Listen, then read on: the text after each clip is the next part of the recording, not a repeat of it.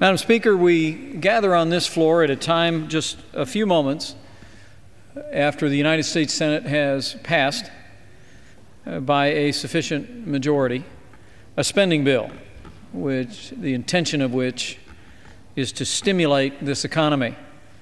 But careful examination shows, and more Americans every day are realizing, that the only thing the Democrats' stimulus bill will stimulate is more government and more debt.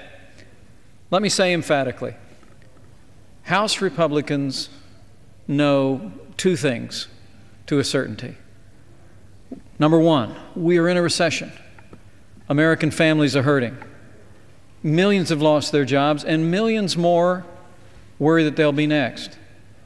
But number two, Republicans also know this Congress must do something. Despite the fact that the President of the United States last night told the nation's media and the American people that he disagreed with some in Congress who believed we should do nothing, let me say with great respect to our President, I know of no Republican member of the House or Senate who believes that in these difficult times we should do nothing.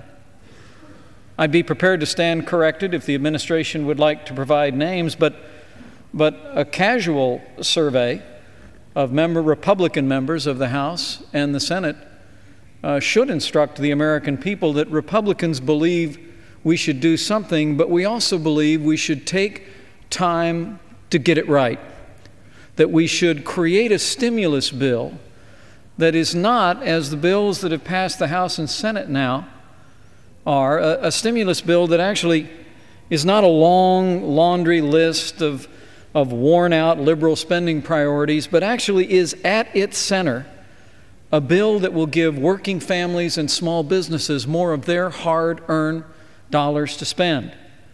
At the President's invitation, Republicans brought forward a Republican alternative which would give the average married couple a tax break this year of some $3,400. We'd let small businesses write off up to 20% of their profits this year.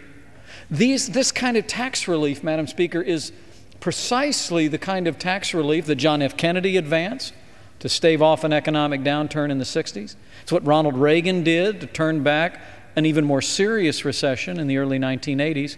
And after the towers fell in New York City and the Pentagon was struck on 9/11, it's what this Congress did in a bipartisan way to turn around a downturn in our economy.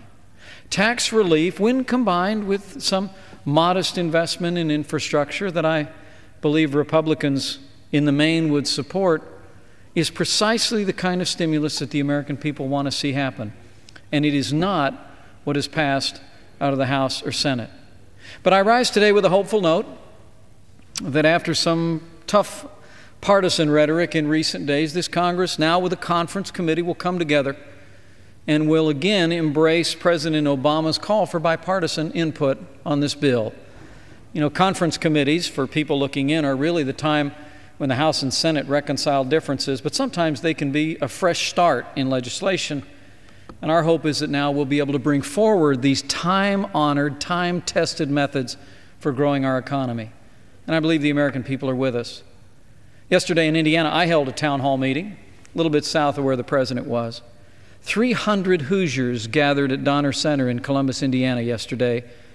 And I have to tell you, Madam Speaker, I sensed, as was reported in the local paper today, a tremendous amount of skepticism about the idea that we can borrow and spend and bail our way back to a growing economy.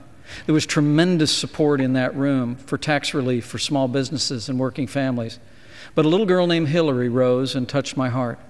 She said to me, "Congressman Pence, my dad's raising me and her sibling as a single parent. He just got his hours," little Hillary told me, "he just got his hours cut from 40 hours a week to 24. She said, "Is there anything in this bill that they just passed that'll get my dad his hours back?" And I looked at her with no small amount of emotion and I said, "Hillary, because I can't answer yes to that question, because I can't tell you that something in the Democrat stimulus bill will help your dad get back to full time, I can't support this bill." The American people are onto it. We need to come together in a bipartisan way and do what history teaches will get this economy growing again. And I yield back.